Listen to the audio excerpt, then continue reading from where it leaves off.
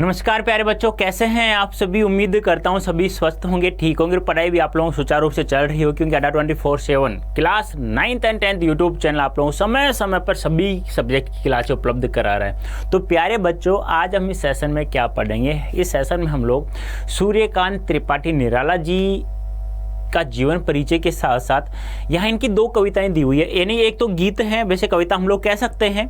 एक तो गीत है उत्साह, और दूसरा एक कविता है जिसका नाम है अट नहीं रही है।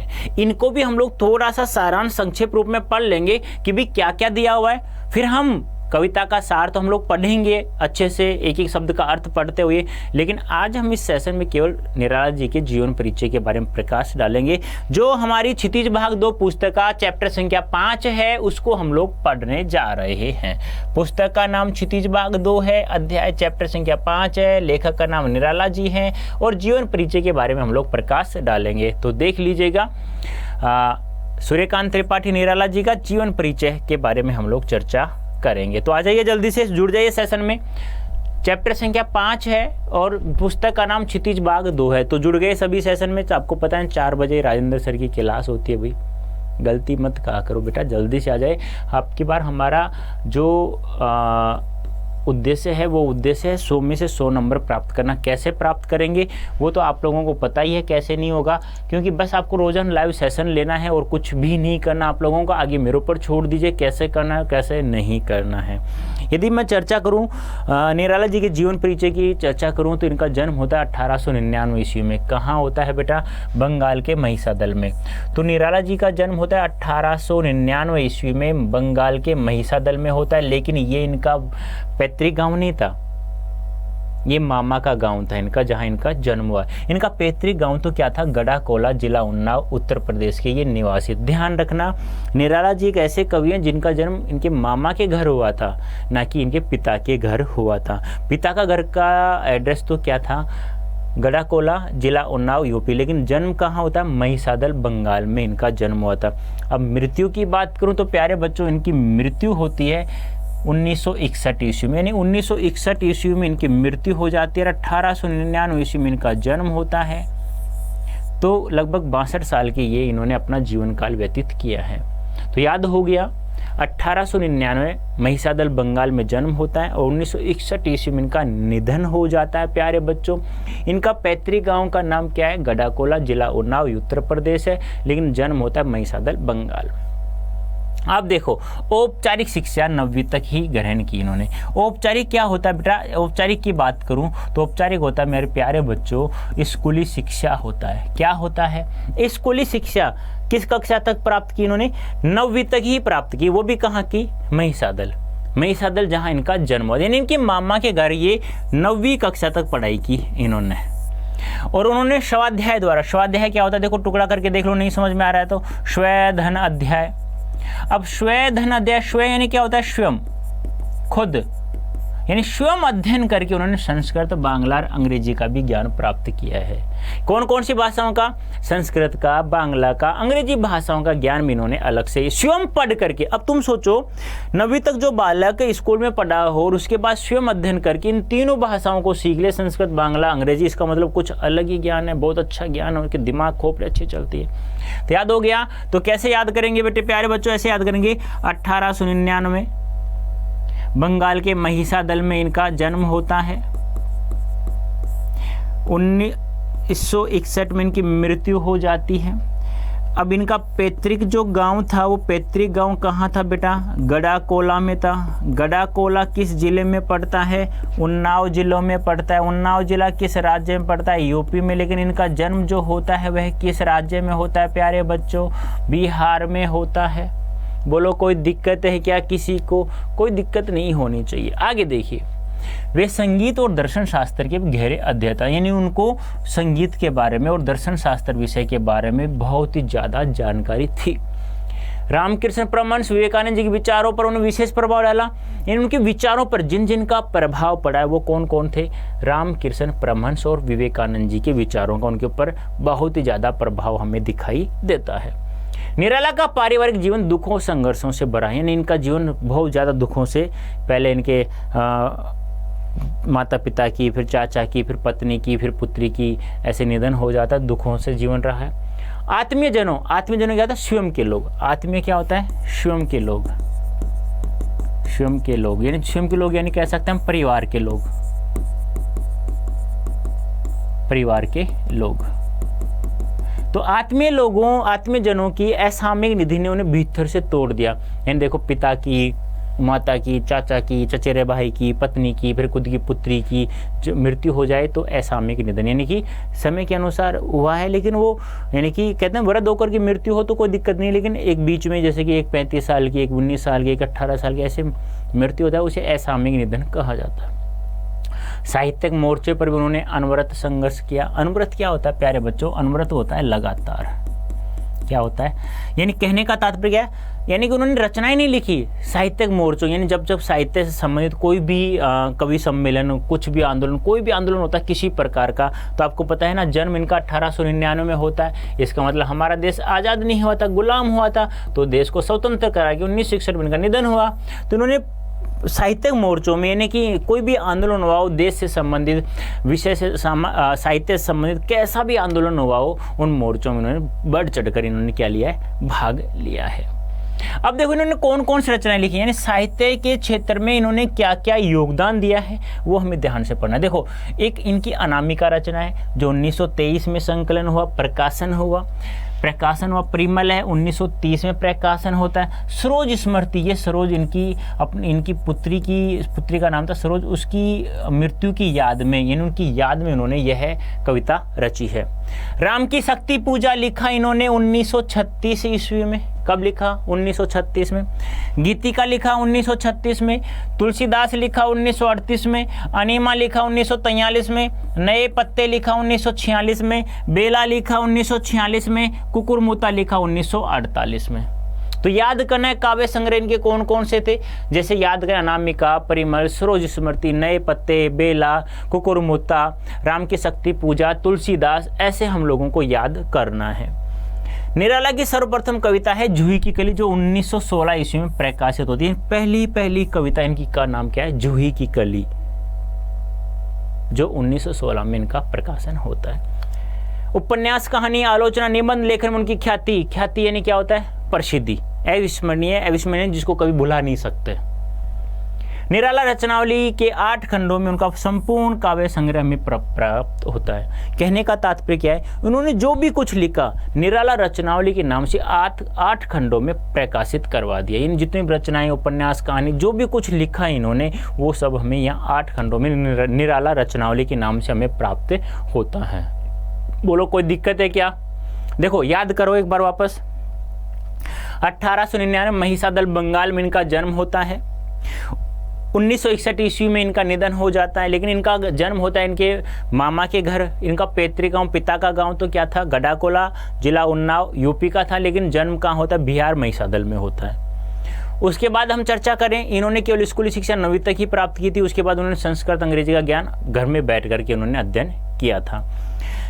उन्हें संगीत का और दर्शन शास्त्र विषय का बहुत अत्यधिक जानकारी थी, और उनके जीवन के पर विचारों का प्रभाव किसका पड़ा? रामकृष्ण परमहंस का और विवेकानंद जी का उनके विचारों पर उनके विचारों का प्रभाव पड़ा है, जिससे वो उनसे बहुत ज़्यादा प्रेरित हुए हैं। अब उन्होंने ये रचनाएं लिखी है। अनीमा हो गया, अनामिका हो गया, परिमल हो गया, सरोज स्मृति हो गया, तुलसीदास हो गया, राम की शक्ति पूजा हो गया, नए पत्ते हो गए, बेला हो गया, सरोज स्मृति हो गया। ऐसे उन्होंने जो भी कुछ लिखा है वो सब निराला रचनाओं के नाम से 8 खंडों में प्रकाशित करवा दिया। अब देखो इन्हें भी जाने, मतलब इनसे संबंधित सूर्यकांत त्रिपाठी जी, निराला जी द्वारा संबंधित बहुत ही महत्वपूर्ण कथन है, उनको भी हमें ध्यान रखना है।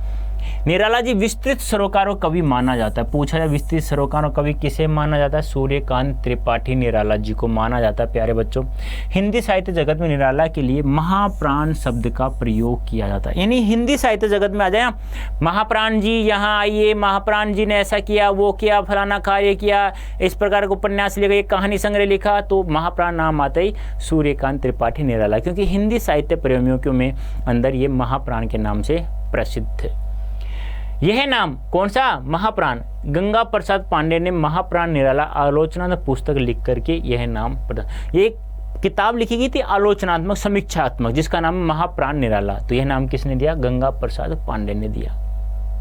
ये हिंदी कविता में छंदों की परिधि से मुक्त करने वाले कवि माने जाते हैं, इसलिए इन्हें क्या कहा जाता है, मुक्तक छंद का प्रवर्तक भी कहा जाता है। मुक्तक छंद को रब्बड़ छंद भी कहा जाता है, इसे ही केचवा छंद भी कहा जाता है, याद रखना। तो किसी भी कविता में बिना छंदों के लिखना, सबसे पहले किसने लिखा, सूर्यकांत त्रिपाठी निराला ने।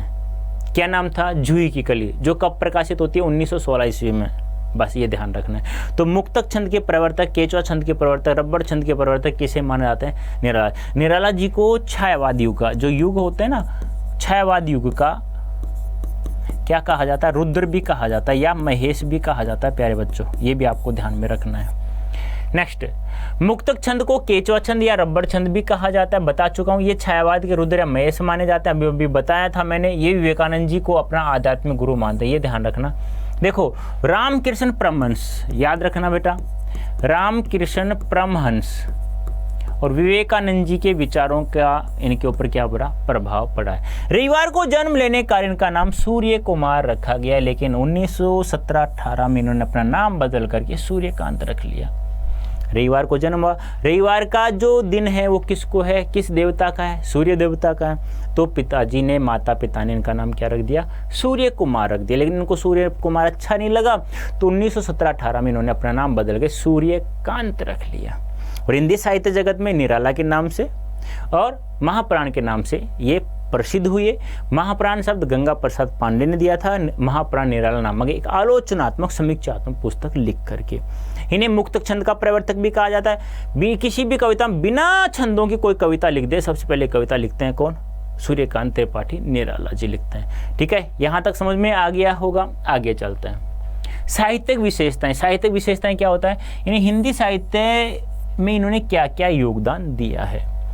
निराला जी विस्तृत सरोकारों कवि हैं, अभी बता चुका हूँ। दार्शनिकता, विद्रोह, क्रांति, प्रेम की तरलता, प्रकृति का विराट और उदात्त चित्र उनकी रचनाओं में हमें उपस्थित दिखाई देता है। क्या क्या, दार्शनिकता भी दिखाई देता है, विद्रोह भी दिखाई देता है, क्रांति भी, प्रेम की, प्रकृति का वर्णन, सब हमें उनकी रचनाओं में प्राप्त होता है।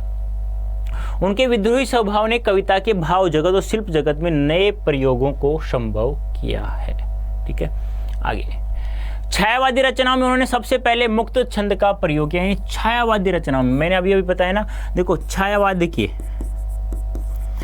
की समय सीमा माने तो 1918 से लेकर 1936 मानी जाती है। छायावाद के प्रमुख 4 स्तंभ माने जाते हैं। कितने प्रमुख 4 स्तंभ माने जाते हैं? 4 स्तंभ कौन कौन से हैं? जयशंकर प्रसाद,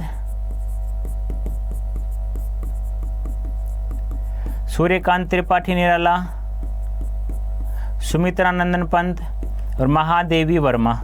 ठीक है, प्रसाद को ब्रह्मा कहा जाता है छायावाद का, निराला को शिव या रुद्र या महेश कहा जाता है, पंत को विष्णु कहा जाता है और वर्मा को दुर्गा या शक्ति का प्रतीक माना जाता है। ये आपको ध्यान में रखना है प्यारे बच्चों। ठीक है, शोषित, उपेक्षित, पीड़ित, प्रताड़ित जन के प्रति उनकी कविता में जहां गहरी सहानुभूति का भाव मिलता है, वहीं शोषक वर्ग सत्ता के प्रति प्रचंड प्रतिकार का भाव भी दिखाई देता है। यानी कि देखो, जो गरीब व्यक्ति था, जो शोषित वर्ग था, उनके प्रति इन्होंने गहरा संभावना व्यक्त की है कि ऐसा क्यों हो रहा है, ये लोग कैसे जीवित रहेंगे। इनको सजग करने के लिए, इनको नई जिज्ञासा जगाने के लिए, इन्हें नया जीवन देने के लिए उन्होंने बहुत अच्छी अच्छी कविताएं भी लिखी है। साथ में इन्होंने शोषक वर्ग जो खून चूसता था शोषितों का, वो उनका प्रचंड रूप से उनका प्रतिकार किया है, बहिष्कार करने की कोशिश की अपनी कविताओं में। उत्साह कविता ऐसी ही है इनकी।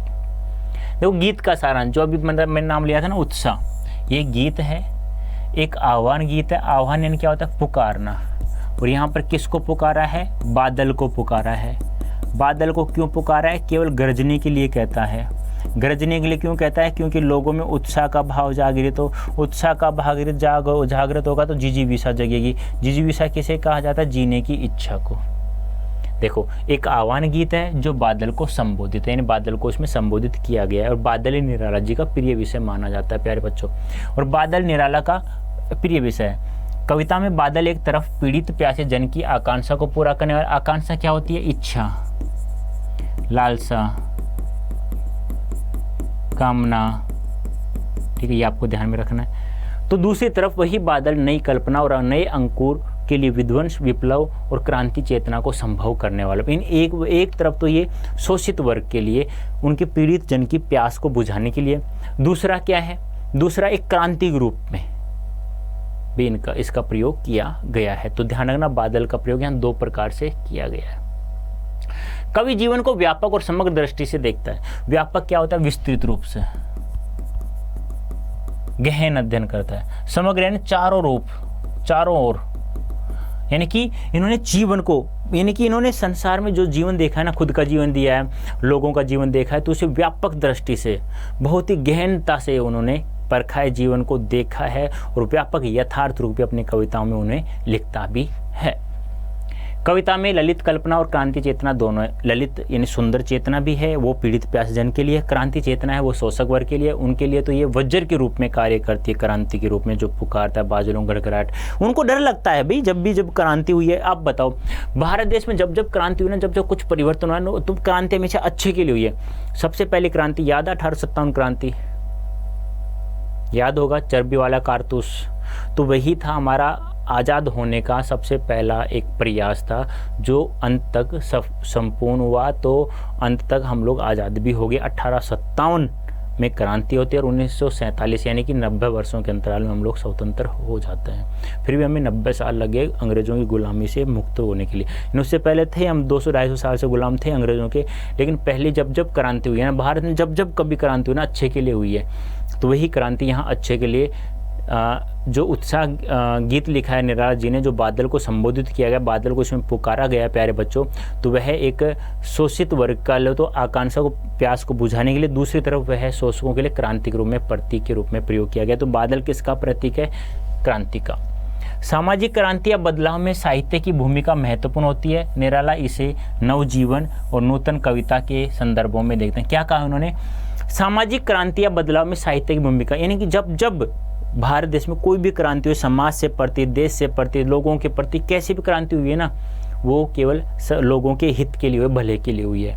इसे निराला जी ने नया जीवन के रूप में और नई कविता के रूप में देखते हैं। यानी जब क्रांति हुई तो लोगों को नया जीवन प्राप्त हुआ और मैंने नई नई कविताएं लिखी है।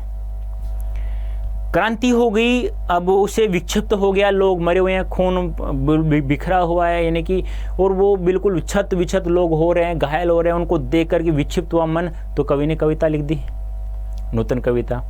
अब उन्होंने कविता लिखी है तो लोगों में नया जीवन, नया साहस उत्पन्न हुआ, जिसे वो कहते हैं भी कुछ भी नहीं, ये हो गया तो हो गया। जो भी होता है वो हमारे कर्मों के कारण होता है बेटा, हमें उसे भोगने ही पड़ेंगे और हमें मेहनत करना है, कर्म करना होगा। ऐसा तो नहीं है कहीं, आप लोग भी जानते हो,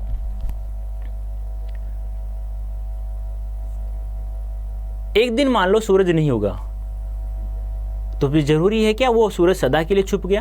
कभी बरसात भी आ जाती है, कभी बादल भी छा जाते हैं। जो भी हो रहा है हमारे कर्मों के कारण हो रहा है ना बेटा, हो रहा है ना, तो हमें वो भोगने ही पड़ेंगे।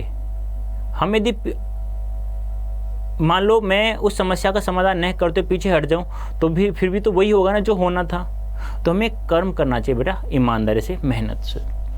अब एक कविता है, अट नहीं रही है। अट नहीं यानी कि समा नहीं रही है। और क्या नहीं समा नहीं रही है? फागुन की मादकता समा नहीं रही है। यानी जो फागुन मास है, जो हमारा कैलेंडर है, विक्रमी संवत वाला कैलेंडर है हमारा, जो विक्रमी संवत में चलता है, जो 22 मार्च 1957 को लागू हुआ था, अपनाया गया था हमारे देश ने। तो हमारे जैसे चैत्र, बैसाख, ज्येष्ठ, आषाढ़, श्रावण, भाद्रपद, आश्विन, कार्तिक, माघ, पौष, माघ, फागुन, ऐसे 12 माह होते हैं। तो अट नहीं रही कविता में फागुन मास की सुंदरता का वर्णन किया गया है। फागुन की मादकता को प्रकट करती है। कवि फागुन के सर्वव्यापक सुंदरता को अनेक संदर्भों में देखता है। यानी कवि फागुन के मास में जो चारों तरफ जो सुंदरता फैली हुई है उसे बहुत सारे अनेक संदर्भों में देखता है, तरह तरह से, अलग अलग विकार के रूप में, वो अलग अलग नजरिए से देखता है।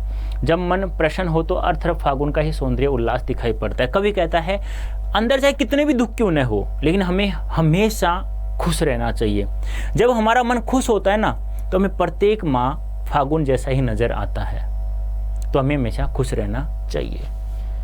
सुंदर शब्दों के चयन एवं लय ने कविता को भी फागुन की तरह ही सुंदर एवं ललित बना दिया है। कहने का तात्पर्य क्या है?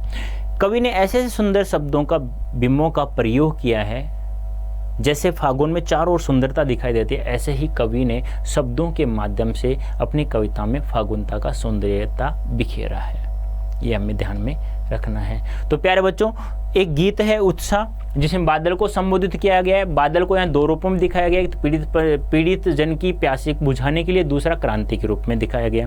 क्रांति शोषक वर्ग के लिए है और पीड़ित प्यासा यहाँ पे कौन है? शोषित वर्ग है। यहाँ केवल बादलों को कवि गरजने के लिए कहता है, और कवि ने कहा है जब जब देश में क्रांति हुई है, जब तक अच्छा परिवर्तन हुआ है, और प्रत्येक सामाजिक क्रांति के लिए क्रांति का होना बहुत ही जरूरी है। तो कवि ने उस क्रांति को नवजीवन नूतन कविता के रूप में देखता है। दूसरी कविता अट नहीं रही है, जिसमें फागुन की मादकता सुंदरता का वर्णन इसमें किया गया है। तो प्यारे बच्चों, ये हमारा निश्चय बैच है जो 31 अगस्त से शुरुआत हो गया है। जल्दी से आ जाइए, जुड़ जाइए। Y323 कोड यूज करके जल्दी से आ जाइए, आप लोगों के लिए ही। और दूसरी बात, अंग्रेजी बोलना सीखना चाहते हो आप लोग, तो जल्दी से वही कोड Y323 कोड यूज करके जल्दी से आ जाइए। अंग्रेजी बोलना आज बहुत ज़रूरी हो गया। आप लोग देखते हो 100 में से 90 नहीं 95% आदमी लोग इंग्लिश बोलते हैं। हम 2-4-5% हम लोग हिंदी सीखते हैं। हम क्यों पीछे रहे अभी? तो आ जाइए ना, सीखिए ना हमारे साथ में।